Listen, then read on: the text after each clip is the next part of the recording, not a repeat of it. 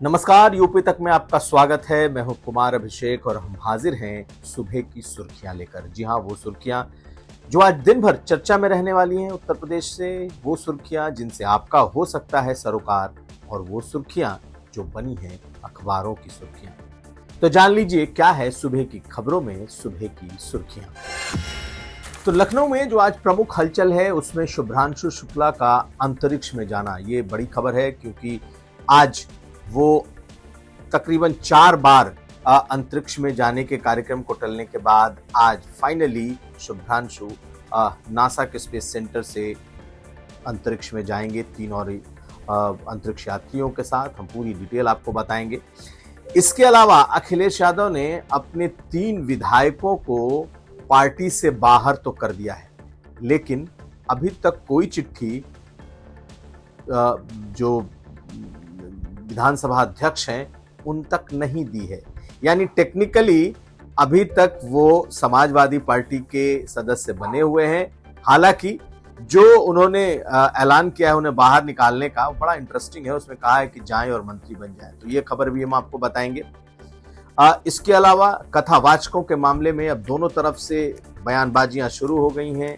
जो ब्राह्मण पक्ष है उसका दावा है कि कथावाचकों ने छेड़खानी की, दूसरी तरफ अखिलेश यादव ने उन्हें अपने मंच पर बुलाकर एक तरीके से ये साफ कर दिया है कि जो ये कुकृत्य किया गया है, जिस तरीके से उनकी चुटिया काटी गई, उनके बाल काटे गए, मूत्र का छिड़काव हुआ और उनके नाक रगड़वाए गए महिलाओं के पैरों पर, अब ये एक्सेप्टेबल भी नहीं है और इसकी भारी सियासी कीमत चुकानी पड़ेगी। पैसों की बरसात हुई है एक तरीके से। जितने लोग आए थे उन्होंने इन कथावाचकों को पैसे भी दिए हैं। तो ये खबर है। और आखिर में आपको बताएंगे कि रामपुर में मंदिर मस्जिद तमाम ध्वस्त किए गए हैं। इसलिए मंदिर और मस्जिद को ध्वस्त किए गए हैं ताकि जो सड़क है उसकी चौड़ीकरण की जा सके जो सरकारी जमीन पर बना था। तो ये खबरें हैं सुबह की सुर्खियों में। तफसील से जानिए क्या है ये पूरी खबर। तो बात कर लेते हैं अखिलेश यादव के 2 दिन पहले लिए गए एक फैसले की। जी हां, अपने फैसले में अखिलेश यादव ने अपने 7 बागी विधायकों में से 3 को बाहर कर दिया। 2 ठाकुर और 1 ब्राह्मण थे, और ये ऐसे विधायक थे जो बहुत समय से अखिलेश यादव से जुड़े हुए, उनके मजबूत हैंड कभी माने जाते रहे। लेकिन राज्यसभा चुनाव के दौरान इन लोगों ने क्रॉस वोटिंग की थी। सिर्फ क्रॉस वोटिंग ही नहीं की थी, ये वो तमाम विधायक थे जिन्होंने खुल करके बीजेपी का साथ देना शुरू कर दिया था। अब अखिलेश यादव ने जब तीनों को बाहर निकाला तो बड़ी जिसे कहते हैं कि इंटरेस्टिंग टिप्पणी अखिलेश यादव ने की और कहा कि इन्हें मुक्त इसलिए किया है कि जाएं और जाकर के अब मंत्री बन जाएं। बहुत समय से ये फंसे पड़े थे हमारे पास, न मंत्री बन पा रहे थे और ना ही ये जो चाहते हैं वो कर पा रहे थे। ऐसे में मैंने इन्हें मुक्त कर दिया है कि अब जाएं और अपना काम करें, मंत्री बन जाएं, और बीजेपी जो इन्हें देना चाहती है ये बीजेपी इन्हें अब दे सकती है। तो खैर एक तरीके से बीजेपी पर भी दबाव बन गया है क्योंकि अब ऐसे तमाम विधायक फ्री हो चुके हैं। पहले सुन लीजिए क्या कहा था अखिलेश यादव ने। उसमें एक टेक्निकल इशू आ रहा था, वो मंत्री नहीं बन पा रहे थे। उनको ये कह के टाला जा रहा था कि अभी आप समाजवादी पार्टी के हैं और अगर आप मंत्री बनाए जाएंगे तो आपको अपनी संस्था छोड़नी पड़ेगी, चुनाव दोबारा होगा, बाई इलेक्शन होगा। तो आप समझिए उनका टेक्निकल इशू मैंने खत्म कर दिया, अब वो मंत्री बन सकते हैं। अब आप पूछोगे कि 3 निकाले और क्यों नहीं निकाले? जब ये 3 मंत्री बन जाएंगे तो बाकियों का भी टेक्निकल वो हम रिजॉल्व कर देंगे। तो ये मंत्री बनने के लिए मैंने उन्हें पार्टी से निकाला है, हम सबने तय करके। लेकिन एक कैच भी है, और वो कैच ये है कि अभी तक उन्होंने पार्टी से निष्कासन की जो चिट्ठी है वो जारी नहीं की है, ना ही उनके निष्कासित होने की चिट्ठी विधानसभा अध्यक्ष तक पहुंची है। सतीश महाना ने कहा है कि उनके पास कोई निष्कासन की चिट्ठी नहीं आई है अभी तक। यानी कि टेक्निकली वो अभी भी सपा के ही विधायक बने हुए हैं। जब तक समाजवादी पार्टी उनके बारे में लिख करके जो विधानसभा अध्यक्ष उनको नहीं देती, तब तक उनका जो स्टेटस है वो सपा के विधायक का ही रहेगा। अब देखना यह है कि क्या सपा जल्द कोई चिट्ठी जारी करती है, क्या सचमुच उन्हें मुक्त करती है, या फिर ये भी एक तरीके का अखिलेश यादव ने उनके साथ गेम कर दिया है। इस पर हमारी नजर रहेगी। हालांकि आपको भी बता दें कि उन्होंने ये भी कहा कि 4 विधायकों को उन्होंने इसलिए नहीं निकाला क्योंकि चारों को बीजेपी की तरफ से कोई ऑफर नहीं था। तो क्या ये एक लाइटर नोट पर था या फिर सचमुच अखिलेश यादव ने उन्हें बाहर किया है? तो इंतजार रहेगा उस चिट्ठी का जो उन्हें लोक विधानसभा अध्यक्ष को सौंपना है। अगली खबर, आज शुभ्रांशु शुक्ला अंतरिक्ष में जा रहे हैं। ठीक 12:01 भारतीय समय के अनुसार वो टाइम है जब XOM-4 मिशन अंतरिक्ष के लिए रवाना होगा, जिसमें कि शुभ्रांशु शुक्ला ग्रुप कैप्टन उस अंतरिक्ष विमान में सवार होंगे और वो अंतरिक्ष में जाएंगे। ये राकेश शर्मा जिन्होंने 1984 में अंतरिक्ष की यात्रा की थी, अंतरिक्ष यात्री बन के, उसके बाद भारतीय वायुसेना के इस अधिकारी के लिए ये और देश के लिए ये गर्व की बात है, खास करके लखनऊ के लिए। शुभ्रांशु शुक्ला यहीं लखनऊ से पढ़े लिखे हैं, वायुसेना में शामिल हुए और आज वो दिन आ गया है जब कई प्रक्षेपण के टलने के बाद आज 12:01 पर XOM-4 जो मिशन है उसके साथ शुभ्रांशु शुक्ला भी अंतरिक्ष में रवाना होंगे। कुछ दिनों के अंतरिक्ष में कुछ दिनों तक बिताने के बाद उनकी वापसी होगी। कुल 4 अंतरिक्ष यात्री हैं जो कि जा रहे हैं, लेकिन शुभ्रांशु के बारे में बता दें कि वो लखनऊ के रहने वाले हैं। यहीं CM स्कूल से उन्होंने पढ़ाई की है, इसलिए आज उस स्कूल ने भी बड़े पैमाने पर इस प्रक्षेपण को दिखाने की तैयारी की है। जिस स्कूल से उन्होंने पढ़ाई लिखाई की उसके बाद वो वायुसेना में शामिल हुए ग्रुप कैप्टन के तौर पर। आज 4 यात्रियों के साथ वो अंतरिक्ष में जाने वाले हैं।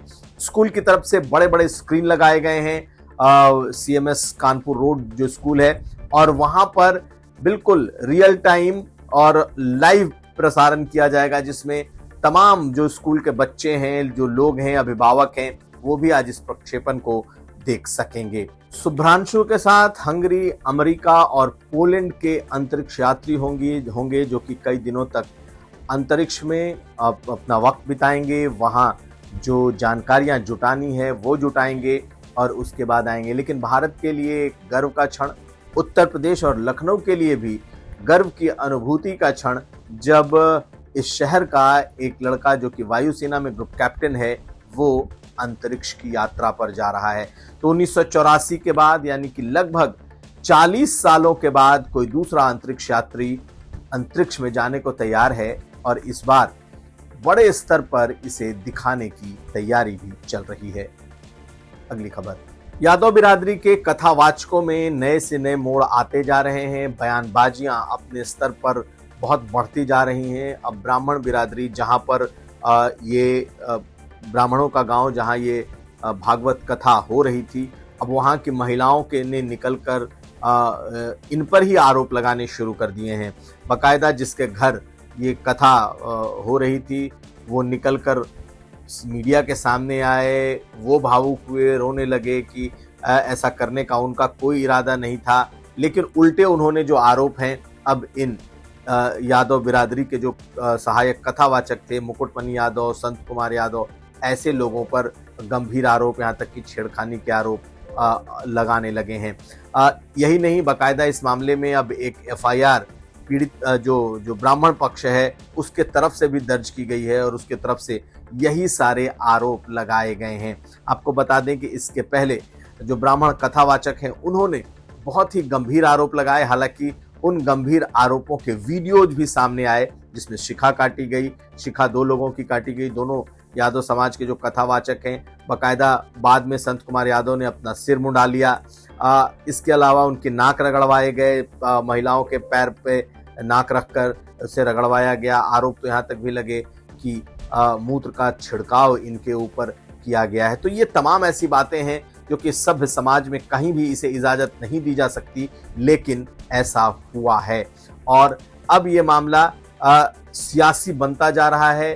पूरे प्रदेश भर से यादव बिरादरी, यादव समाज के जितने भी संगठन हैं वो एक एक करके सामने आए हैं। लेकिन उसके पहले कल अखिलेश यादव ने तीनों को, 2 यादव समाज के जो मुकुटमणि यादव और संत कुमार यादव हैं उन्हें मंच पर लेकर के आए, और इसके अलावा जो श्याम कठेरिया हैं जो कि ढोलकिया थे, जो ढोलक बजाते थे, भागवत कथा में, और खुद सूरदास हैं, यानी कि जिनके आंखों में रोशनी नहीं है, उन तीनों को अखिलेश यादव ने बुलाया। बाकायदा उन्हें 21-21 हज़ार रुपये अपनी तरफ से सहायता राशि दी और कहा कि इसे दान मत समझना। बड़ा क्लियर था कि खास करके ब्राह्मणों को, पुरोहितों को दान दिया जाता है, लेकिन अखिलेश यादव ने कहा कि इसे आप दान नहीं समझेंगे।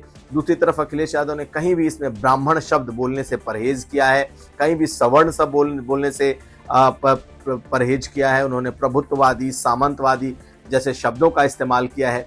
बिल्कुल साफ दिखाई दे रही है कि इस पूरे वाकये का सियासी फायदा तो अखिलेश यादव जरूर उठाना चाहते हैं, और लगता है कि इस मामले में वो उठा भी ले जाएंगे, क्योंकि लगातार वो पहले भी इसी तरीके के आरोप सरकार पर लगाते रहे हैं कि जब वो चुनाव लड़ रहे थे कन्नौज से, तो जिस मंदिर में उन्होंने पूजा की उसे धुलवाया गया। यही नहीं, उन्होंने ये भी आरोप लगाया कि महाराणा प्रताप की मूर्ति पर जब वो गए थे तो बाद में कथित भाजपा के कार्यकर्ताओं ने उसे भी वहां भी जल डाल करके उसकी सफाई की। और सबसे बड़ा आरोप तो जब उन्होंने मुख्यमंत्री पद छोड़ा था तब के भी आरोप वो लगाते हैं कि 5 कालिदास जब उन्होंने छोड़ा मुख्यमंत्री पद, उसके बाद भी उसको गंगा जल से धुलवाया गया। तो अब इन आरोपों के बाद जिस तरीके से यादव समाज के लोगों पर ये कुकृत हुआ है, शर्मसार करने वाली घटना हुई है, इसने अखिलेश यादव को एक बड़ा हथियार जरूर दे दिया। अब इस पर नजर रहेगी कि आखिर में कार्रवाई क्या होती है। सरकार कार्रवाई तो कर रही है, लेकिन बीजेपी इस मुद्दे पर अग्रेसिव नहीं है, बिल्कुल चुप है। वो ऐसे दिखा रही है जैसे उसका इस मामले से कोई लेना देना नहीं है। लेकिन यादव समाज के साथ जो हुआ है उस पर बहुत खुलकर बोलती भी नहीं दिखाई दे रही, ना ही ब्राह्मणों के पक्ष में। अब आखिरी खबर, सरकारी जमीन कब्जा करके जहां धार्मिक स्ट्रक्चर बनाए गए हैं उस पर सरकार की नजरें बिल्कुल तीखी हैं, बिल्कुल टेढ़ी हैं। एक के बाद एक अलग अलग जिलों में लगातार बुलडोजर के चलाने की जो बात है वो सामने आ रही है। हमने श्रावस्ती में देखा, भारत नेपाल सीमा पर उत्तर प्रदेश में देखा, लेकिन अब रामपुर में भी जो पटवाई में एक बड़ी सी मस्जिद थी जो कि सरकारी ज़मीन हथिया कर जो बनाई गई थी, जिसके बाहर में तकरीबन दर्जन भर से ज़्यादा दुकानें थीं, इन तमाम को कल सुबह उसे हटाना शुरू कर दिया गया। बहुत पहले से उन्हें नोटिस दिया गया था कि ये सरकारी ज़मीन पर बनी हुई मस्जिद है, आप इसे हटा लें, लेकिन मस्जिद कमेटी ने इसे नहीं हटाया था। उसके बाद बीती कल सुबह जब बुलडोज़र वहाँ पहुँचा, उसके बाद लोगों ने भी तोड़ना शुरू किया और उसके बाद बुलडोज़र ने भी उसे धराशायी किया है। आपको बता दें कि संभल में भी लगातार बुलडोज़र चल रहे हैं। संभल में एक बड़ा वाकया ऐसा भी आया कि अब लोगों ने खुद जैक के जरिए पूरी की पूरी जो मजार है उसको शिफ्ट करने की शुरुआत भी कर दी है, कि यानी उसे विध्वंस न किया जाए, उसको शिफ्ट किया जाए। ऐसी कोशिशें भी कई जगह मस्जिद प्रशासन के साथ शुरू हो रही है। लेकिन रामपुर में एक मंदिर, एक मस्जिद, उसके साथ साथ कई दुकानें जो पटवाई में बनी हैं और मजार, उसे प्रशासन ने हटाया है, क्योंकि ये सब सरकार की जमीनों पर बने हुए थे।